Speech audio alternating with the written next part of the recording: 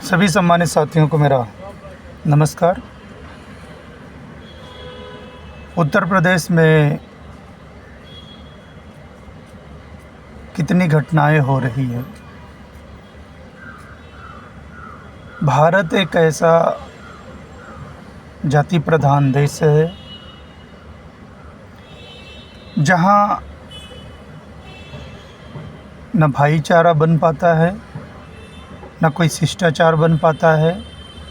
जाति का एक अहंकार ऐसा और इतना खतरनाक है कि लोग उससे उबर भी नहीं पाते हैं। जाति हिंसा, नफ़रत, भेदभाव, तांडव सभी आप लोगों ने देखा है। जब से आज़ाद हुआ है भारत, तब से आज तक संविधान लागू होने के बावजूद न समाजवादी बन पाया, न धर्मनिरपेक्ष बन पाया। और लोग उदाहरण देते हैं कि भारत में सबसे बड़ा लोकतंत्र है, सबसे बढ़िया और खूबसूरत भारतीय संविधान है, जिसकी खूबसूरती पूरे देश में एक झलक दिखती है।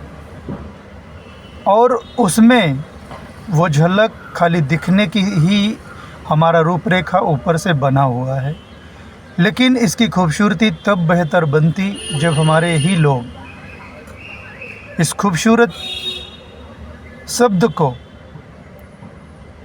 एक माला के रूप में हर लोगों को पिरोते, जहाँ जाति न होती, जहाँ धर्म का व्यवहारिक रूप न होता, और लोग एक दूसरे को सम्मान करते और बड़े सादगी से अपना जीवन जीते।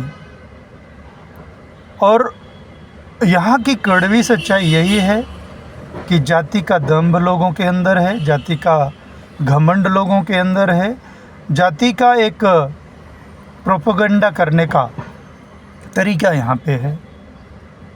जाति है कि जाति नहीं, जाति के नाम पर हिंसा होती है, जाति के नाम पर लिंचिंग होती है, जाति के नाम पर लोगों के साथ भेदभाव होता है, और जाति के नाम पर लोगों का काम भी किया जाता है। सरकारी तंत्र से लेकर के हर तंत्र में जो लोग जातिवादी लोग बैठे हुए हैं, वो व्यवहार ही उनका कैसा है, क्या सोचते हैं, किस तरीके की उनकी चाल चलन है, दिमाग के परे है। मेरा कहना यह है कि अगर हम चाहते हैं कि ऐसा चाहूँ राज्य में जहाँ मिले सबनु अन्न, छोट बड़ो सम बसे, रविदास रहे प्रसन्न, कभी ऐसा हो सकता है तो करना चाहिए। क्योंकि जो हमारे महापुरुष थे वो जाति धर्म को तोड़ना चाहते थे। डॉक्टर बाबा साहब अम्बेडकर ने जाति तोड़क मंडल भी बनाए थे, लेकिन वहाँ ना हो पाना, जाति के कुछ ऐसे लोग जो अपने आप को खुद को न बदल पाना, बड़ी विडंबना होती है। ज्योतिबा फूले, माँ सावित्रीबाई फूले, फातिमा से एक परिवर्तन किए, शिक्षा की रोशनी जलाए, हर गरीब का तबका जो है उन तक एक शिक्षा की रोशनी पहुंची। लेकिन आप कल्पना कर लें कि वही शिक्षा की रोशनी से रोशन हुआ ये भारत देश के हर गरीब तबका पढ़ने लगा। अब उसी तबके को स्कूल बंद किए जा रहे हैं, सरकारी स्कूलें बंद हो रही हैं, मर्ज किया जा रहा है।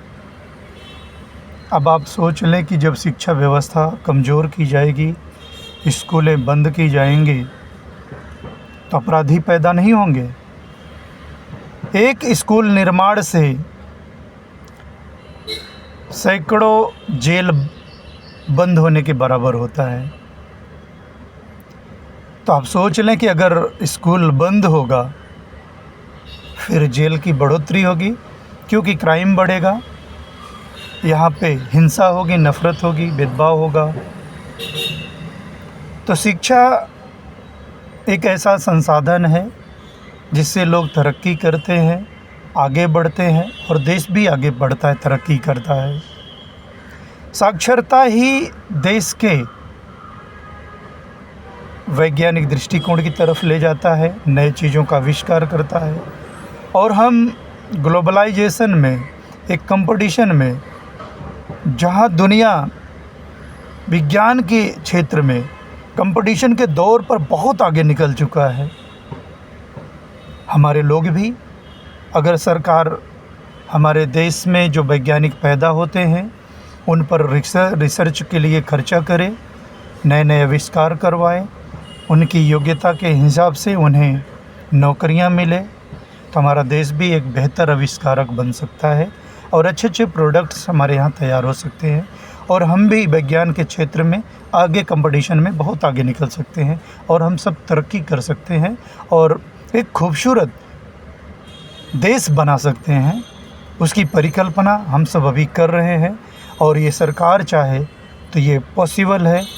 और अगर इस चीज़ को आप सबको लगता है कि ये मुहिम बेहतर है, शिक्षा ही हमें असली मंजिल दिला सकता है, तो आप लोग ज़्यादा पढ़ें, अपने बच्चों को पढ़ाएं और आगे का आने वाले जनरेशन को भी शिक्षा की तरफ मोड़ें। जय भीम, जय भारत, बहुत बहुत धन्यवाद।